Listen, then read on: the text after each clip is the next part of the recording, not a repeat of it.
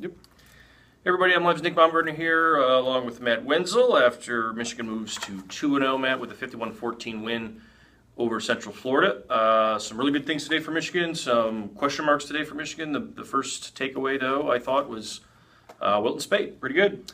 Yeah, exactly. I mean, they couldn't run the ball, well, the whole game they really couldn't run the ball, but especially early, and that's what got him going. He threw the ball well, and obviously didn't throw an interception on his first pass attempt like last week, but Right. He was really good. Yeah, 25 of 37, 312 yards, and 4 touchdowns. I think I saw he ties John Navarre with for the most touchdowns through the first 2 games of the season at 7 against 1 pick in 2 weeks. That's pretty good. And, I mean, they talked a lot about, UCF obviously loaded the box, blitzed a lot. They thought that had a big thing to do with their running game being slow, but at the same time, they threw the ball 37 times, taking advantage of that, and make up those yards anyway. Yeah, Speed kept, I think, multiple times mentioned play action, and I think Harbaugh said the same thing after the game. They were loading up, and they just kept going back to play action, and it worked. Wide open, yeah. Yeah. I mean, the one thing I would say, though, the running game, I think they ended up with, 119 yards on like 41 carries. Yeah, 119 on 41 carries, 8 tackles for loss. So, Harbaugh didn't, he doesn't crash on anybody after a game anyway.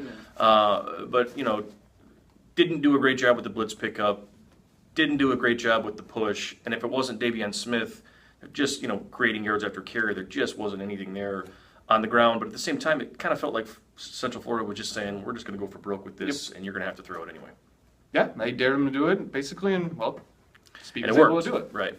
Defensively, obviously, pass defense, I think they have, Central Florida had like 40 yards passing or something terrible like that. 56. 56. The concern, however, and this was what we thought about going into the week, was first time you're going to see a spread, up-tempo spread team that's going to attack the edge. Michigan gets burned a couple times on blown assignments with quarterback runs.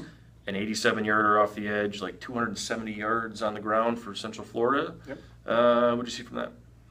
Well, I think Chris Wormley mentioned multiple times. He said it was about 4 big plays, scrambles that got out, and yeah, I mean there were huge gains. I think it came from, Holman. His one big gain was when he went out injured, if I remember right. That's what hurt him. And then they're back up.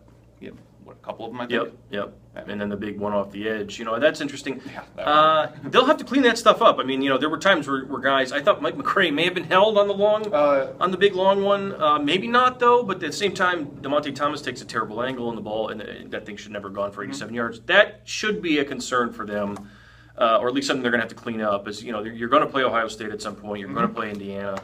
Teams that run that exact system, and they have better football players, and if you can't get off blocks and can't contain those guys, that's an issue, and I think that's something they've got to look at going forward. Yeah. If you can't get out on the edge and you can't stop that, then that'll be a problem. And that's been a problem for these guys for a long time. But overall, now we're nitpicking on a 51-14 win. I think there was a lot of people that were nitpicking 51-14 win. You maybe you would have liked to see more from the offensive line. You'd like to see more, I guess, in terms of containment and then better angles on defense. But the big takeaway again to me is still Wilton Speight. If you'd asked me a year and a half ago, there's no way I would have said I thought he was able to do this. And, he looks like a guy who's in total control of everything they're doing. Yeah, I couldn't agree more. Yeah. So that's it. Pretty lame or tame or whatever you want to call it. Blowout again in the rain. Michigan goes to 2-0. Another rout, 50-plus again today. Colorado next week might be a little bit more of a challenge. We'll have to wait and see. But until then, Brendan will be back with us next week. He's okay, don't worry, everyone. Or he should be okay, we'll see. We'll see, For Matt, I'm Nick. We'll talk to you guys later.